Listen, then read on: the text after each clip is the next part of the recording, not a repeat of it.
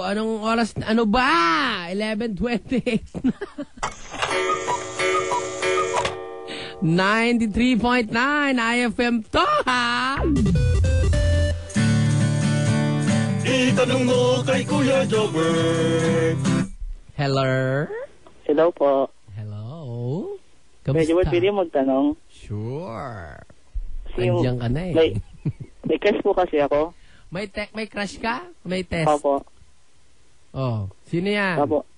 Tapos, Tapos? nagtapat po ko sa kanya na na crush ko siya. Tapos, Oh. nag-iisip siya. So Siyempre. sabi niya, pwede lang daw muna best friend. Nabad trip po ako nun. Na bad trip ka? Opo. Bakit ka na bad trip? Kasi tagal ko na kasi nung ligaw Kuya Jobert eh. Sinusubukan ka lang yan. Mga gano'n ka nakatagal ka ng ligaw? Mga 7 taon na? Ha? 5 months na po. 5 months, nawawalan ka na ng pag-asa. Oo nga po eh. Baka naman kasi, ilang taon ka na ba? 16 po. Tapos, hiniligawan mo, 48. Hindi po. Ano? 15 lang po. Ano ba? Tapos, nawawalan ka na ng pag-asa. Ba't Oo nga kayo po eh. mga ganyang edad parang atat na atat kayo magka-girl? Ba't ba gusto mo magka-girlfriend? Sige nga. Sayang po. Ah? Wala lang. Wala lang. Gusto mo lang. Oo. Ay, ang galing. Ang gandang dahilan, ano? Ang gandang dahilan. Parang, gusto mo bang makatawas mag-aral? Bakit? Opo, gusto ko. Bakit? Ay, gusto, Wala lang. Parang, di ba? Tapos ngayon, gusto mo magka-girlfriend. Bakit? Wala lang. Gusto ko lang. Gusto mo mabuhay? Opo. Bakit? Wala lang. Gusto ko lang. Ha? Ganyan ang mga prinsipyo ng mga kabataan ngayon. Wala lang. Happy-go-lucky. Ha? Alam mo ba ibig sabihin ng happy-go-lucky? Hindi po. Ako rin, eh. Ha? Ganyan yung mga walang, basta gusto nyo lang. Di ba? Opo. Alam mo ba ang ibig sabihin ng pag-girlfriend? Yaan ay paghahanda sa pagpapamilya. Oo. Hindi mo alam. Nagugulat ka. Opo. Anong year mo na?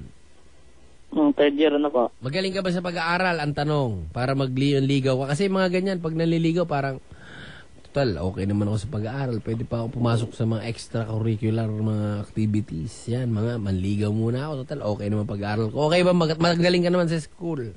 Opo. Talaga? Hindi ko siya po. Pakatanungin kita ng mga simpleng tanong, matulala ka. Sa, third year? Chemistry ka, Opo. di ba? Wa? Chemistry. Opo. Ano ang scientific name ng pugad? Kita mo? Hindi mo alam? Hindi po. Yan ang mga tanong sa third year, hindi mo alam. Sa chemistry yan. Ano ang formula ng Shoktong? Hindi mo rin alam? Kita mo na. Yung mga simpleng tanong, hindi mo alam, tapos manliligaw ka? Ito, pinakamadali. Chemistry. Ano ba kayo sa Pilipino? Ano ba yan? Noli? Ay, Pili ba yan? Pili ba? Fourth year yun, di ba? Opo. Ano ba yung nag-aaralan nyo sa Pilipino ngayon? Kuya Jobert, mag-aaral pa nga ako ng third year Kuya Jobert eh. Ano? Hindi ka pa naka-enroll? Naka-enroll na po. Third year pa lang ako eh. Ano? Third year pa lang po ako. So second year ka. O Opo. di, ano ka? Ano ba ang biology, second year? Opo. Ayan. Magaling ka dyan? Hindi naman po. Biology. Ilan ang paa ng centipede? Pag may sapatos sila. Hindi ba alam? Hindi po eh. Ano ibig sabihin ng centipede? Ha? Yan ang mga uod na madadrama. Ha? Nagsisenti lagi ang mga yan. Ha? Opo.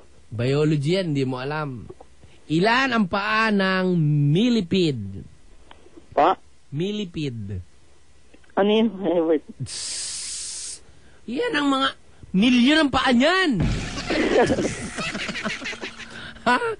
1,356,1124.3. Paa ng millipede, ha? Ganun karami. Kabisado mo kay Jobert, ha? Eh, siyempre naman, ha? Tapos manliligaw ka. Paano? Paano? Tapos sa math, algebra. Oh, di ba? Opo. Tatanungin kita ng mga simpleng tanong sa algebra. Kailangan masagot mo, ha? Di ako magaling din. Samer nga po ako dyan. Subukan mo nga. Subukan mo lang. Okay? Handa ka na. Opo. 2 plus 5. Pa? 2 plus 5. 7. Ang galing mo pala sa algebra eh. Turuin mo yan? Naisip mo yan nang hindi ka magamit ng calculator? Ano pa ba? Ay, huwag ka na muna manligaw. Payo ko sa'yo. Kasi ngayon pag-aaral mo, hindi ka pa, nahihirapan ka. Hindi ka nagko-concentrate. Ha? Opo. Hindi mo pa kaya magkaroon ng girlfriend kasi hindi mo pwede pagsaybayin ang pag-aaral at ang pag-girlfriend. Magkano baon mo sa isang araw? 20 lang po eh. Ano mabibili ng 20 sa mga panahon ngayon? Teka lang ha. Saan ka nakatira? Caloocan po. Caloocan. Tapos saan ka pumapasok? Nueva Ecija. Saan ka pumapasok? Caloocan din. Opo. Magkano po masahe? 9 po. 12. So, meron kang 2 pisong pang gimmick. meron kang pocket money 2 pesos. So, makakabili ka pa dyan ng goma para ipitik sa mata mo. 2 piso ang natitira sa baon mo. Gusto mo mag-girlfriend? Ha? Ano ba? Kawawa naman. Hindi naman sa panglalait, ha. Kaya lang, imbis na iniipon mo yung 2 piso, pag edad mo ng, ilang taon ka na? 16 po. 16. Oh, ipunin mo yung 2 piso ngayon. Pag edad mo ng mga 42, wala nang halaga yung perang yan. Wala nang halaga yan. Yung piso parang mamera na lang yan pag edad mo ng ganyan. Kaya kailangan yung 20 pesos, ha? Gano'ng kalaking school nyo? Pa? Gano'ng kalaking eskwelahan sa bahay nyo? Malayo po eh. Malayo. Ganito gawin mo. Maglakad ka, ha? Pumasok ka ng maaga, maglakad ka. Para wag kang gumastos, ipunin mo yung pera mo. Ha? Yung almusal mo, baunin mo na lang. Ha? Magkape ka na lang. Tapos, pag nasa biyahe ka, napagod ka, kainin mo. Pagdating mo sa school, gutom ka na yan. Kainin mo yung baon ng mga kaklase mo. Klaseng, kita mo? Tinatanong kita ng mga tanong sa eskwelahan para malaman ko kung masukat ko kung ano yung kakayahan mo. Katulad niya naman problema ka, may back subject ka. Tapos ikaw pa may ganang manligaw. Oh my! Mahirap! Opo. Di ba? Opo. Nanay mo, may trabaho? Sa ibang bansa po eh. Wow! Tapos, saan siya nagtatrabaho sa ibang bansa? Bicol? Bakit 20 lang binibigay sa yung allowance? Ilan kayo magkakapatid? 4 po. 4. Ikaw yung panganay? Opo. 20. So, isusunod sa'yo, mga 15 Ganun din pesos. Tapos yung pangatlo, 10. Yung Hindi po bunso, nang wow, anong 5? 5 pesos. Grabe naman yung nanay mo magtipid. 20 pesos? High school?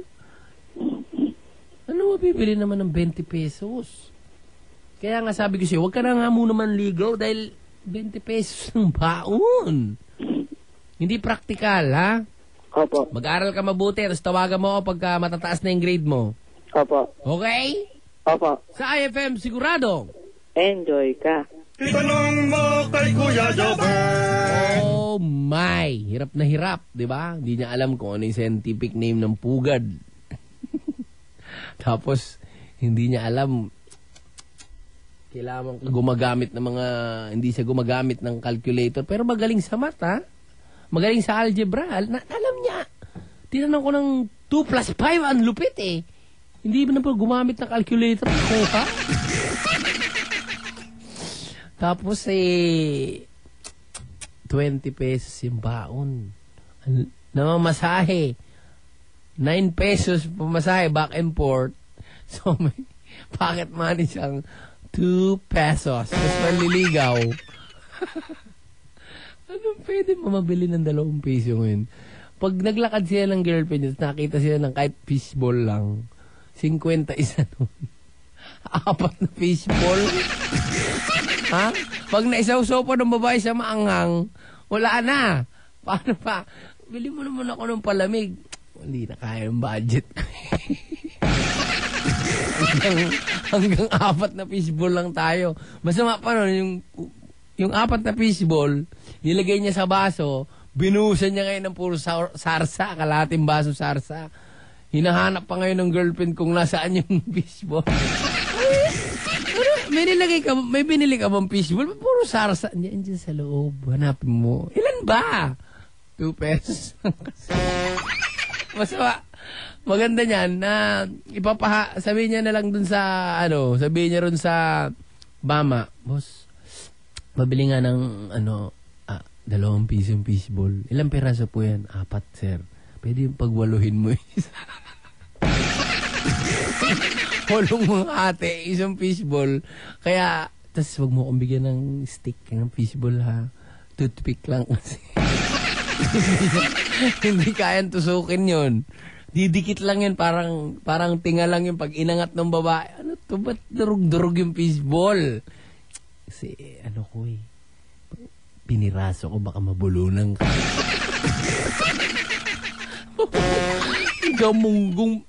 Gawin mo, ganito kalaki yung fishball, tapos hahatiin mo sa 8, 1, 2, hindi mo na makikita.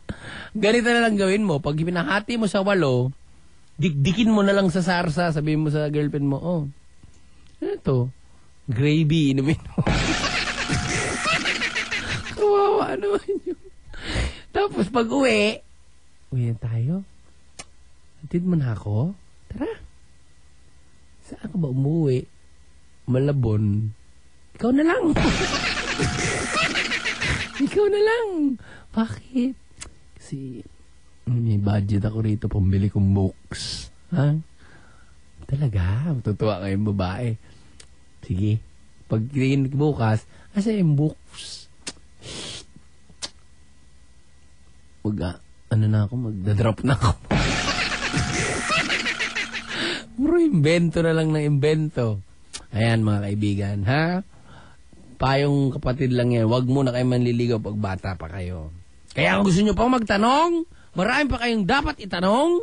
Tumawag lang sa 5845545. Itanong mo kay Kuya Jobber.